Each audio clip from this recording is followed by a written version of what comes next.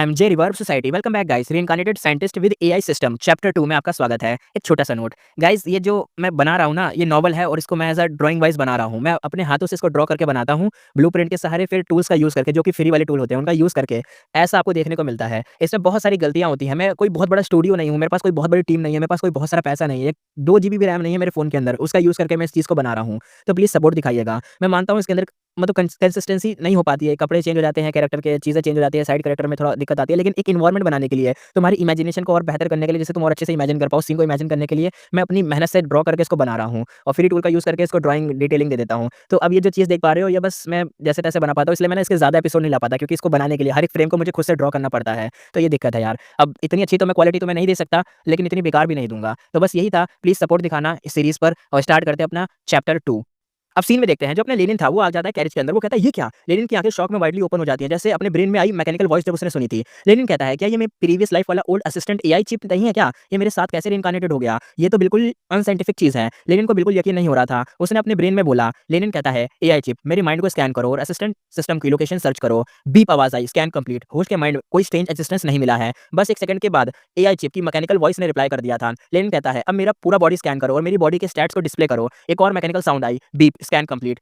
फैंगमिंग, Lenin failure, strength 0.4, agility 0.5, constitution 0.4, status सर के पीछे ब्लीडिंग, सॉफ्ट टिश्यू में बहुत सारी इंजरीज, होस्ट की बॉडी में एआई चिप प्रेजेंट नहीं है। लेनिन की आंखें एकदम भाई सामने एक 3D होलोग्राम अपीयर हुआ और वो लेनिन का अपना बॉडी दिखाता था और साइड में स्टैट्स शो हो रहे थे। लेनिन कहता है, नो एआई चिप, मुझे पता है एआई चिप एक तरह से मटेरियल सब्सटेंस होता है, फिर ये मेरी सोल के साथ रिइंकार्नेशन में कैसे आ गया? लगता है एक्सप्लोजन या रिइंकार्नेशन के टाइम कोई एब्नॉर्मल चीज़ हुई है और एआई चिप के फंक्शन मेरी सोल के साथ फ्यूज़ हो गए। लेनिन कहता है, अगर मैं अभी भी अपने प्रीवियस वर्ल्ड में होता, तो ये एक मेजर डिस्कवरी होती। इससे सोल की एक्जिस्टेंस कन्फर्म होती और ये भी कि एक फिजिकल मैटर और सोल एक दूसरे में ट्रांसफॉर्म हो सकते हैं। नेशनल अकेडमी ऑफ साइंस के वो बुड्ढे लोग तो इस पे क्रेजी हो जाते। पिटी है कि मैं उन्हें दोबारा कभी नहीं देख पाऊंगा। इस टाइप का एआई चिप साइंटिस्ट के लिए प्रीवियस वर्ल्ड में सुपर इंपॉर्टेंट था। ह्यूमन राइट्स और कॉन्शियसनेस के थ्रू इश्यूज की वजह से इस टेक में कोई इंटेलिजेंट माइंड नहीं होता था। इसके बाद 2 फंक्शंस होते थे, एनालाइज करना और इन्फॉर्मेशन स्टोर करना। एनालिसिस एबिलिटी सिर्फ होस्ट के कमांड्स फॉलो करके काम करती थी। ये डेटा सिंपल एक तरीके से सैंपल्स को गैदर करता है और सिमुलेशंस के बेसिस पर डिडक्शन निकालता है। स्टोरेज को तो और भी सिंपल चीज़ है। होस्ट के 5 सेंसेस में जितना भी एक्सपीरियंस किया है, वो सारा डेटा रिकॉर्ड हो जाता है स्टोरेज में।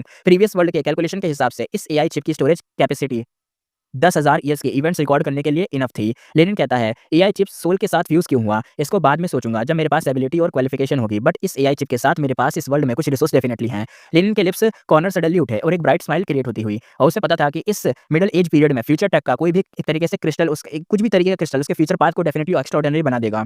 लेनिन कहता है, बट इस लेनिन की फिजिक तो भाई सीरियसली, आगे के जो स्टैट्स उसने देखे थे स्पीचलेस हो गया था जो स्टैट्स है उसको देख के। स्टैट्स अडल्ट फिजियोलॉजी के स्टैंडर्ड पर बेस्ड थे। थ्योरेटिकली एवरेज अडल्ट का हर स्टैट राउंड 1 होता है और ये लेनिन सिर्फ 13 से 14 साल का था, फिर भी उसके स्टैट्स वे भी टू लो थे। लेनिन कहता है, हाँ कुछ सही नहीं लग रहा, हो सकता है इस वर्ल्ड के लोग जनरली ज्यादा वीक ना हो। एआई चिप मेरे आसपास के लोगों की बॉडी से स्कैन करो और उनके स्टैट्स को डिस्प्ले करो। Beep, task stabilize, stats collect किए जा रहे हैं और ऑलमोस्ट एक मोमेंट में ही आसपास के लोगों के 3D होलोग्राम्स लेनिन के सामने अपीयर हो गए। उनके स्टैट्स शो हो रहे थे, name unknown, gender male, strength 0.9, agility 1.1 और constitution 0.8। Name unknown, gender male, strength 1.2, agility 0.8 और constitution 1.0। Name unknown, gender female, strength 0.8, agility 1.2 और कॉन्स्टिट्यूशन 0.7। लेनिन कहता है, वेल देन, लगता है इस वर्ल्ड के लोग मेरे प्रीवियस वर्ल्ड से ज्यादा स्ट्रांग है। ये लेनिन तो एक लड़की से भी इंफीरियर है, अब तो मुझे उसकी जगह शर्म आ रही है। लेनिन ने सराउंडिंग से स्कैन किया, सब लोग उसके एज के यूथ के ही थे। एक फ्रेल और डेलिकेट सी गर्ल थी जिसके स्टैट्स लेनिन से भी बहुत बेटर थे और लेनिन को भाई प्योर डिस्पेयर में डाल दिया था। लेनिन कहता है, लगता है ये लेनिन एक यूजलेस लीच है, एक ओवरडोज लेक्चरस ट्रैश है जिसे बिल्कुल सेल्फ कंट्रोल नहीं है। तभी आवाज आती है, name unknown, gender male, strength 3.3, agility 2.5, constitution 3.2, alert alert, ये लाइफ फ्रॉम एक्सट्रीमली डेंजरस है। रिकमेंडेशन ये है कि होस्ट तुरंत 1000 मीटर दूर मूव करें। एक रेड वार्निंग 3 टाइम्स फ्लैश हुई थी। लेनिन एकदम शॉक में जम गया था। लेनिन कहता है, एवरेज स्टैट तो भाई 3.0 है। उसने बार-बार स्कैन करा, डबल चेक करा कि कहीं एआई चिप में मिस्टेक तो नहीं हुई, फिर बिल्कुल स्पीचलेस हो गया। लेनिन कहता है, इवन वर्ल्ड चैंपियन के पास भी ये स्टैट नहीं होते। प्रीवियस वर्ल्ड में तो ये बंदा इजीली सुपर ह्यूमन बन सकता था, एकदम सुपरमैन बन के रोम करता। साइंटिस्ट होने के नाते लेनिन को पता था कि स्टैट 3.2 का मतलब होता है फाइटिंग कैपेबिलिटी, वायरल रेजिस्टेंस और बॉडी रिकवरी स्पीड एक नॉर्मल पर्सन से 3 गुना ज़्यादा थी, यानी 3 गुना एक्स में। और ये स्टैट सिर्फ नंबर ऐड होने से जैसे सिंपल कॉन्सेप्ट नहीं था, कॉम्बिनेशन इफेक्ट इंसेन होता है। ये लिटरली मतलब ऐसा है कि ये बंदा डजन्स ऑफ पीपल को एम्प्टी हैंडेड डिफीट कर सकता है, 100 लोगों के ग्रुप अटैक में भी निकल सकता है और प्रीवियस वर्ल्ड में फुल ऑन सुपरमैन के लेवल का होता। लेनिन कहता है, मुझे लगता है ऐसे स्टैट वाला बंदा सिर्फ लैब में जर्नली मॉडिफाइड या बायोमेट्रिक की तरीके से कुछ बनाया जा सकता है और वो भी मिनिमम लेवल पर, एक तरीके से ऐसे लेवल पर नहीं जो ये दिखा रहा है। और ये तो सच में बहुत खतरनाक चीज़ है। लेनिन ने दूसरा उस इंसेन हाई स्टैट वाले पर्सन को देखा, उसके माइंड में थॉट्स घूमते हुए थे। अब आगे इस पर्सन को देखते हैं। वहाँ एक ब्लैक क्लॉथ आदमी खड़ा था जो फूड डिस्ट्रीब्यूट कर रहा था। उसका लुक मिडल एज जैसा लग रहा था। उसके फेस पर एक बड़ा-सा स्कार था जो फोरहेड से लेकर लिप तक एकदम सीधा चल रहा था। ये स्कार लिटरली उसका पूरा फेस को 2 हिस्सों में स्प्लिट करता हुआ लग रहा था। देखने में एक्सट्रीमली फियर्स लग रहा था। वो फ्रैकल्ड बॉय जो पहले दिखा था, वो पूरा का पूरा उस आदमी से टोटली एकदम एकदम ऐसा जैसे घिर गया हो, एकदम डर रहा था। फ्रैकल्ड बॉय कहता है, "ये एकेडमी का सर्वेंट है जो हम सबको रिसीव कर रहा है। कहते हैं ये मैगस भी नहीं है, फिर भी इतना टेरिफाइंग है, तो सोचो एक्चुअल मैगस कैसा होगा?" लेनिन को अचानक रियलाइज़ हुआ कि मैगस के नाम के प्रोफेशन के लिए उसके अंदर एक स्ट्रॉन्ग इंटरेस्ट और क्यूरियोसिटी आ चुकी है। इतनी ज़्यादा कि अभी के अभी एकेडमी जाके सब कुछ इन्वेस्टिगेट करने का मन हो रहा था अपने बंदे को।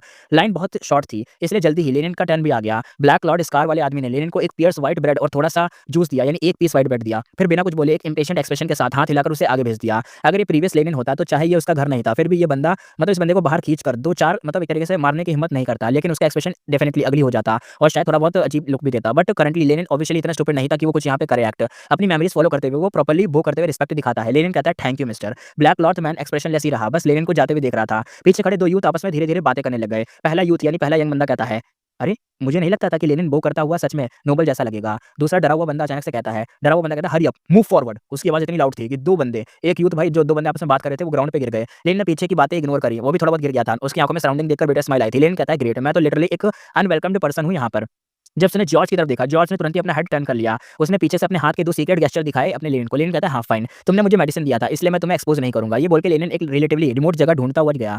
ग्राउंड एक तरीके से कारपेट नहीं थे यहाँ, उसने परवाह नहीं की, सीधा बैठ गया और वो जो खाना था उसे खाना स्टार्ट कर दिया। लेनिन कहता है, "ये plain white bread previous world के ब्रेड जैसा टेस्टी नहीं है, बट लेनिन की मेमोरीज़ के हिसाब से ये ऑलरेडी एक सेलिब्रेशन लेवल का फूड माना जाता है।" खाते हुए लेनिन सोच रहा था कि उसकी मेमोरीज़ के मुताबिक इस वर्ल्ड का प्रोडक्शन कैपेबिलिटी काफ़ी लो है। व्हाइट ब्रेड एक तरीके का एरिस्टोक्राट का फूड है। नॉर्मल माइनर नोबल भी इसे सिर्फ बड़े फेस्टिवल के टाइम एन्जॉय कर सकते हैं, यानी बहुत रेयर टाइप का फूड। टिपिकल पीसेंट के लोग यानी किसान टाइप के लोग इसको यूज़ नहीं करते, जिनसे सिर्फ हार्ड या न्यूट्रिशन ब्लैक ब्रेड होता है ना, वैसा ही वो खाते हैं। उनकी हालत बहुत खराब होती है, वो काला कलर का ब्रेड खाते हैं। लेनिन ने अपनी मेमोरीज़ का वो ब्लैक ब्रेड याद किया जो लिटरली भाई रॉक जैसा हार्ड होता है। लेनिन कहता है, "अच्छा है मैं लकी हूँ, चाहे नोबल हूँ या मैगस, मैं इस वर्ल्ड के अपर लेवल में हूँ, मुझे सफरिंग में नहीं रहना पड़ेगा। सफरिंग में ही है अपना भाई, लेकिन ज़्यादा नहीं रहना पड़ेगा", ये कह रहा है, क्योंकि एटलीस्ट नोबल तो है वो। उसने ब्रेड को लिटरली अच्छे से खाया, जूस भी एकदम गलप में पी करके फिनिश कर दिया, माउथ को अच्छे से वाइप करा। लेनिन वापस कैरेज में आ गया। अपनी मेमोरीज़ का एक्सपीरियंस से उसे पता था कि नोबल यूथ कैंप में टेंट लगाकर और पूरी रात रेस्ट करते हैं, फिर नेक्स्ट डे जर्नी कंटिन्यू करते हैं। बट ऑब्वियसली कोई भी लेनिन को इनवाइट नहीं करेगा, उसके पास टेंट भी नहीं था, वो तो सिर्फ कोल्ड और हार्ड कैरेज में ही सो सकता था। लेनिन कहता है, जब मैंने अपने पहले देखा था ना, तो लगभग 50 अप्रेंटिस थे और 25 ब्लैक रोब थे और 3 व्हाइट रोब थे, जो सबसे हाई स्टेटस वाले थे और यही दिख रहे थे। इसने चेक करवाया था उसके थ्रू, क्या कहते हैं, एआई के थ्रू। उस सीन के बारे में सोचकर जब उसे दूर से नोटिस किया गया, तो लेनिन की बॉडी के हेयर्स एकदम खड़े हो गए।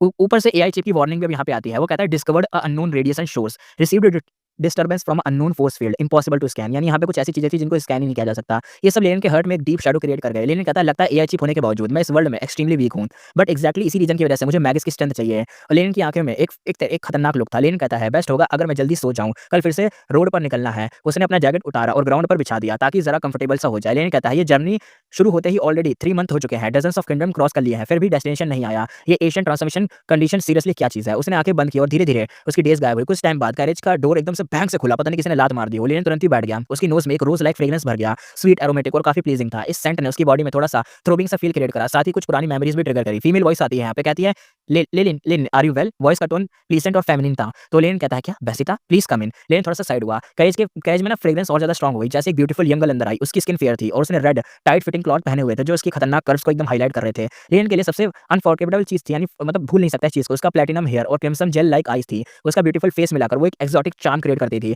यही वो गलती जिसकी वजह से लेनिन भाई पीटा गया था, जिसकी वजह से उसकी डेथ तक हो गई थी। बेसिता नाम था। लेनिन कहता है, "मैं आई आस्क, तुमने तुम्हें मुझसे कुछ पूछना है? क्या करने आई हो?"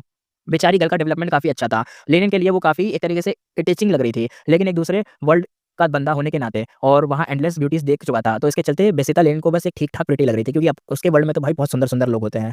अरे हीरोज़ भाई। उसका एटीट्यूड एक्सट्रीमली कोल्ड और इंडिफरेंट था। ये देखकर वो यंग गर्ल शॉक में फ्रीज़ हो गई। उसके लिप्स थोड़े से अजीब हुए, लेकिन उसने बोला नहीं। लंबी साइलेंस के बाद एक छोटा-सा ग्लास बॉटल निकाला और लेनिन के हाथ में रख दिया। बेसिता कहती है, "ये इंजरीज़ का मेडिसिन है। अगर तुम ये अप्लाई करोगे तो हेल्प मिलेगी।" और सॉरी बस। गर्ल बो करती है, झुकती है और बो करते हुए जो उसकी चेस्ट थी, जो उसके कर्व थे, वो साफ-साफ विज़िबल हो रहे थे। लेनिन का हार्ट एकदम सडनली रेस कर गया उसकी चेस्ट देखकर।